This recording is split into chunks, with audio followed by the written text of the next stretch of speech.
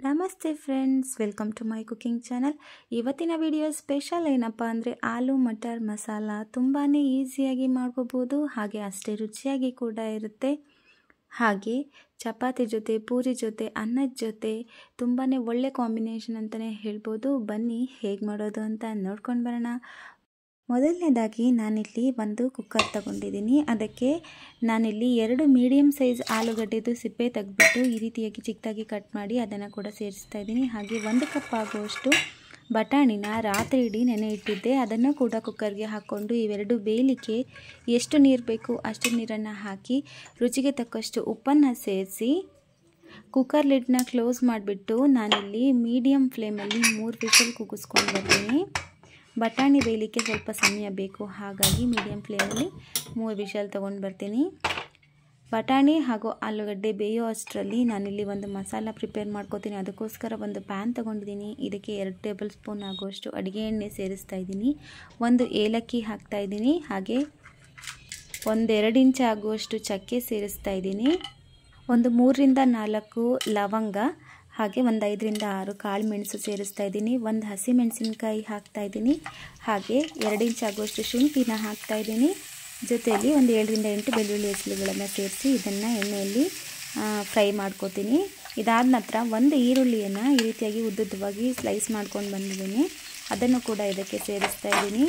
ಈರುಳ್ಳಿ ಸ್ವಲ್ಪ ಫ್ರೈ ಆಗೋವರೆಗೂ ಇದರಲ್ಲಿ ಫ್ರೈ ಮಾಡ್ಕೊಂಡಾದ ನಂತರ ನಾನಿಲ್ಲಿ 3 ದೊಡ್ಡ ಟೊಮೆಟೊನ ಉದ್ದುದ್ದ ಸ್ಲೈಸ್ ಮಾಡ್ಕೊಂಡಿದ್ದೀನಿ, ಅದನ್ನು ಕೂಡ ಸೇರಿಸ್ತಾ ಇದ್ದೀನಿ. ಇದಕ್ಕೆ ಟೊಮೆಟೊ ಸ್ವಲ್ಪ ಸ್ಲೈಸ್ ಸಣ್ಣದಾಗಿ ಮಾಡಿಕೊಂಡ್ರೆ ಬೇಗ ಬೇಯುತ್ತೆ, ನಮಗೆ ಅಡುಗೆನೂ ಬೇಗ ಆಗುತ್ತೆ. ಸೊ ಸ್ವಲ್ಪ ಸ್ಲೈಸ್ ಚಿಕ್ಕದಾಗಿದ್ದರೆ ಚೆನ್ನಾಗಿರುತ್ತೆ. ಇದನ್ನು ಸ್ವಲ್ಪ ಎಣ್ಣೆಯಲ್ಲಿ ನಾನು ಇದನ್ನು ಬಾಡಿಸ್ಕೋತೀನಿ. ಇದಾದ ನಂತರ ಸ್ವಲ್ಪ ಹೊತ್ತು ಇದನ್ನು ಹಬೆಯಲ್ಲಿ ಬೇಯಿಸೋಣ ಅಂತ ಈ ರೀತಿಯಾಗಿ ಮುಚ್ಚಿ ಇಡ್ತಾ ಇದ್ದೀನಿ. ಈ ರೀತಿ ಬೇಯಿಸೋದ್ರಿಂದ ಬೇಗ ಹಬೆಯಲ್ಲಿ ಬೆಂದಿರುತ್ತೆ. ನೋಡಿ, ಈ ರೀತಿಯಾಗಿ ಮ್ಯಾಶ್ ಆಗೋವರೆಗೂ ಬೆಂದಿರುತ್ತೆ. ಇದನ್ನು ಕೂಡ ಒಮ್ಮೆ ನಾನು ಈ ರೀತಿಯಾಗಿ ಬಾಡಿಸ್ಕೊತಾ ಇದ್ದೀನಿ. ಇದು ಸ್ವಲ್ಪ ಮ್ಯಾಶ್ ಆಗೋವರೆಗೂ ಬಾಡಿಸ್ಕೊಂಡ್ರೆ ಆಯಿತು. ನೋಡಿ, ಇಷ್ಟ ಆದರೆ ಸಾಕು. ನಾನಿಲ್ಲಿ ಸ್ಟವ್ನ ಆಫ್ ಮಾಡಿಕೊಂಡು ಸ್ವಲ್ಪ ಹೊತ್ತು ಆರಲಿಕ್ಕೆ ಬಿಡ್ತೀನಿ. ಪೂರ್ತಿ ತಣಿಯೋದೇನು ಬೇಡ. ಅಷ್ಟರಲ್ಲಿ 1 ಹಿಡಿ ಆಗುವಷ್ಟು ಗೋಡಂಬಿ ಸೇರಿಸ್ತೀನಿ. ಗೋಡಂಬಿ ಹಾಕೋದ್ರಿಂದ ಮಸಾಲದಲ್ಲಿ ಕ್ರೀಮಿನೆಸ್ ಬರುತ್ತೆ. ಹಾಗಾಗಿ ಇದು ಸ್ವಲ್ಪ ಆರಿದ ನಂತರ ನಾನು ಇದನ್ನು ಮಿಕ್ಸಿ ಜಾರ್ಗೆ ಸೇರಿಸ್ತಾ ಇದ್ದೀನಿ. ಹಾಗೆ ಇದನ್ನು ಸ್ವಲ್ಪ ರುಬ್ಕೊಂಡು ಬರ್ತೀನಿ. ನೋಡಿ, ಈ ರೀತಿಯಾಗಿ ರುಬ್ಕೊಂಡು ಬಂದಿದ್ದೀನಿ. ಈ ರೀತಿಯಾಗಿ ಕ್ರೀಮಿಯಾಗಿರುತ್ತೆ ಗೋಡಂಬಿ ಹಾಕೋದ್ರಿಂದ. ಇದಾದ ನಂತರ ನಾನಿಲ್ಲಿ ಒಂದು ಬಾಣಲೆ ತೊಗೊಂಡಿದ್ದೀನಿ. ಅದಕ್ಕೆ 2 ರಿಂದ 3 ಟೇಬಲ್ ಸ್ಪೂನ್ ಆಗುವಷ್ಟು ಅಡುಗೆ ಎಣ್ಣೆ ಸೇರಿಸ್ತಾ ಇದ್ದೀನಿ. ಹಾಗೆ ಚಿಕ್ಕದಿದ್ದರೆ 2 ಪಲಾವ್ ಎಲೆ, ದೊಡ್ಡದಿದ್ದರೆ 1 ಪಲಾವ್ ಎಲೆ ಹಾಕ್ಕೊಳ್ಳಿ. 1 ಟೇಬಲ್ ಸ್ಪೂನ್ ಆಗುವಷ್ಟು ಜೀರಿಗೆ ಸೇರಿಸ್ತಾ ಇದ್ದೀನಿ. 1 ಈರುಳ್ಳಿಯನ್ನು ಈ ರೀತಿಯಾಗಿ ಚಿಕ್ಕದಾಗಿ ಕಟ್ ಮಾಡ್ಕೊಂಡಿದ್ದೀನಿ, ಅದನ್ನು ಕೂಡ ಸೇರಿಸ್ತಾ ಇದ್ದೀನಿ. ಹಾಗೆ ಇದು ಸ್ವಲ್ಪ ಬಾಡಿದ ನಂತರ ನಾನಿಲ್ಲಿ ಸ್ವಲ್ಪ ಅರಿಶಿನ ಪುಡಿ ಸೇರಿಸ್ತಾ ಇದ್ದೀನಿ, 1/2 ಸ್ಪೂನ್ ಆಗುವಷ್ಟು. ಹಾಗೆ 1 ಟೇಬಲ್ ಸ್ಪೂನ್ ಆಗುವಷ್ಟು ಗರಂ ಮಸಾಲ, 1/2 ಟೇಬಲ್ ಸ್ಪೂನ್ ಆಗುವಷ್ಟು ಧನಿಯಾ ಪೌಡರ್, 1.5 ಟೇಬಲ್ ಸ್ಪೂನ್ ಆಗುವಷ್ಟು ಅಚ್ಚ ಖಾರದ ಪುಡಿ ಸೇರಿಸ್ತಾ ಇದ್ದೀನಿ. ಇದೆಲ್ಲವೂ ಸ್ವಲ್ಪ ಘಮ ಬಿಡೋವರೆಗೂ ನಾವು ಇದನ್ನು ಎಣ್ಣೆಯಲ್ಲಿ ಫ್ರೈ ಮಾಡ್ಕೋಬೇಕಾಗತ್ತೆ. ಇದು ಫ್ರೈ ಆದ ನಂತರ ನಾನು ರುಬ್ಕೊಂಡು ಬಂದಿರುವಂತಹ ಮಸಾಲೆ ಹಾಕ್ತಾ ಇದ್ದೀನಿ. ನೋಡ್ತಾ ಇದ್ದೀರಲ್ವ ಎಷ್ಟು ಕ್ರೀಮಿಯಾಗಿ ಇದೆ ಅಂತ ಮಸಾಲೆ.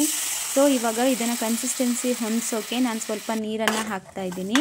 ಇವೆಲ್ಲವನ್ನು ಮಿಕ್ಸ್ ಮಾಡಿಕೊಂಡ್ರೆ ಆಯಿತು. ಒಮ್ಮೆ ಇದನ್ನು ಇದೇ ರೀತಿಯಾಗಿ ಕುದಿಸ್ಕೋಬೇಕಾಗುತ್ತೆ. ಸ್ವಲ್ಪ ಹೊತ್ತು ಬಾಡಿಸ್ಕೊಂಡ ನಂತರ ಇದು ಸ್ವಲ್ಪ ಗಟ್ಟಿಯಾಗುತ್ತೆ. ಇದು ಗಟ್ಟಿಯಾದ ನಂತರ ನಾನು ಸ್ವಲ್ಪ ನೀರನ್ನು ಸೇರಿಸ್ಕೊಂಡು ಇದನ್ನು ಮತ್ತೆ ಒಮ್ಮೆ ಕನ್ಸಿಸ್ಟೆನ್ಸಿ ಹೊಂದಿಸ್ಕೋತೀನಿ. ಇದಾದ ನಂತರ ರುಚಿಗೆ ತಕ್ಕಷ್ಟು ಉಪ್ಪನ್ನು ಸೇರಿಸ್ಬಿಟ್ಟು ಬೇಯಿಸ್ಕೊಂಡು ಬಂದಿರುವಂತಹ ಬಟಾಣಿ ಹಾಗೂ ಆಲೂಗಡ್ಡೆನ ಸೇರಿಸ್ತೀನಿ. ನೋಡಿ, ಇದು ಪರ್ಫೆಕ್ಟಾಗಿ ಬೆಂದಿದೆಯೋ ಇಲ್ವೋ ಅಂತ ಒಂದು ಬಟಾಣಿನ ತೆಗೆದುಬಿಟ್ಟು ಈ ರೀತಿಯಾಗಿ ಪ್ರೆಸ್ ಮಾಡಿ ತೋರಿಸ್ತಾ ಇದ್ದೀನಿ. ಬೆಂದಿದೆ ಅಂತ ಅರ್ಥ ಈ ರೀತಿಯಾಗಿ ಮ್ಯಾಶ್ ಆದರೆ. ಸೊ ಇದನ್ನು ನಾನು ನೇರವಾಗಿ ಗ್ರೇವಿ ಒಳಗಡೆ ಸೇರಿಸ್ಕೊತಾ ಇದ್ದೀನಿ. ಬಟಾಣಿ ಹಾಗೂ ಆಲೂಗಡ್ಡೆ ಗ್ರೇವಿ ಒಳಗಡೆ ನೀಟಾಗಿ ಮಿಕ್ಸ್ ಆಗೋ ಹಾಗೆ ಇದನ್ನು ಕೈಯಾಡಿಸ್ಕೋಬೇಕಾಗತ್ತೆ. ಇದೇ ರೀತಿ ಒಮ್ಮೆ ನೀವು ಕೂಡ ಟ್ರೈ ಮಾಡಿ, ತುಂಬಾ ರುಚಿಯಾಗಿರುತ್ತೆ. ಲಂಚ್ ಬಾಕ್ಸ್ಗಾದರೂ ಆಗಿರ್ಬೋದು, ಡಿನ್ನರ್ಗಾರು ಆಗಿರ್ಬೋದು, ಹೇಳಿ ಮಾಡಿಸಿರುವಂತಹ ರೆಸಿಪಿ. ಇದಾದ ನಂತರ ಸ್ವಲ್ಪ ಕೊತ್ತಂಬರಿ ಸೊಪ್ಪನ್ನು ಸೇರಿಸ್ತಾ ಇದ್ದೀನಿ. ಹಾಗೆ ಸ್ವಲ್ಪ 1 ಚಮಚ ಆಗುವಷ್ಟು ಕಸೂರಿ ಮೇಥಿನ ಈ ರೀತಿಯಾಗಿ ಮ್ಯಾಶ್ ಮಾಡಿ ಹಾಕ್ತಾ ಇದ್ದೀನಿ. ಹಾಗೆ ನಾನಿಲ್ಲಿ ಅರ್ಧ ಟೇಬಲ್ ಸ್ಪೂನ್ ಆಗುವಷ್ಟು ಸಕ್ಕರೆ ಸೇರಿಸ್ತಾ ಇದ್ದೀನಿ. ಇದು ಒಂದು ಸ್ಪೆಷಲ್ ಇಂಗ್ರೀಡಿಯೆಂಟ್ ಅಂತಲೇ ಹೇಳ್ಬೋದು. ಯಾಕೆ ಅಂದರೆ ಸಕ್ಕರೆ ಹಾಕೋದ್ರಿಂದ ಟೇಸ್ಟ್ ಬ್ಯಾಲೆನ್ಸ್ ಆಗುತ್ತೆ. ಒಮ್ಮೆ ಹಾಕಿ ನೋಡಿ, ಸಕ್ಕರೆ ಮಾತ್ರ ಸ್ಕಿಪ್ ಮಾಡಬೇಡಿ. ಒಮ್ಮೆ ನೀಟಾಗಿ ಮಿಕ್ಸ್ ಮಾಡಿಕೊಂಡು ಸ್ಟವ್ ಆಫ್ ಮಾಡಿಕೊಂಡು ಸರ್ವ್ ಮಾಡಿಕೊಂಡ್ರೆ ಆಯಿತು. ನಾನು ಪೂರಿ ಜೊತೆ ಇದನ್ನು ಸೈಡ್ ಡಿಶ್ ಆಗಿ ಮಾಡಿದ್ದೀನಿ. ನೀವು ಕೂಡ ಒಮ್ಮೆ ಇದೇ ರೀತಿಯಾಗಿ ಟ್ರೈ ಮಾಡಿ ನೋಡಿ. ನೋಡ್ತಾ ಇದ್ದೀರಲ್ವ ಫ್ಲೋಯಿಂಗ್ ಕನ್ಸಿಸ್ಟೆನ್ಸಿಲಿ, ಕ್ರೀಮಿ ಕನ್ಸಿಸ್ಟೆನ್ಸಿಲಿ ಎಷ್ಟು ಪರ್ಫೆಕ್ಟ್ ಆಗಿದೆ ಅಂತ. ಸೊ ಗಾರ್ನಿಷಿಂಗಿಗೆ ಅಂತ ನಾನು ಸ್ವಲ್ಪ ಕೊತ್ತಂಬರಿ ಸೊಪ್ಪನ್ನು ಉದುರಿಸಿದ್ದೀನಿ. ಸೊ ಈ ವಿಡಿಯೋ ನಿಮಗೆ ಇಷ್ಟ ಆಗಿದ್ದರೆ ಲೈಕ್ ಮಾಡಿ, ಶೇರ್ ಮಾಡಿ, ಕಾಮೆಂಟ್ ಮಾಡಿ. ಹಾಗೆ ನನ್ನ ಚಾನಲ್ನ ಸಬ್ಸ್ಕ್ರೈಬ್ ಆಗೋದನ್ನು ಮರಿಬೇಡಿ. ಮುಂದಿನ ವಿಡಿಯೋದಲ್ಲಿ ಸಿಗೋಣ. Thank you.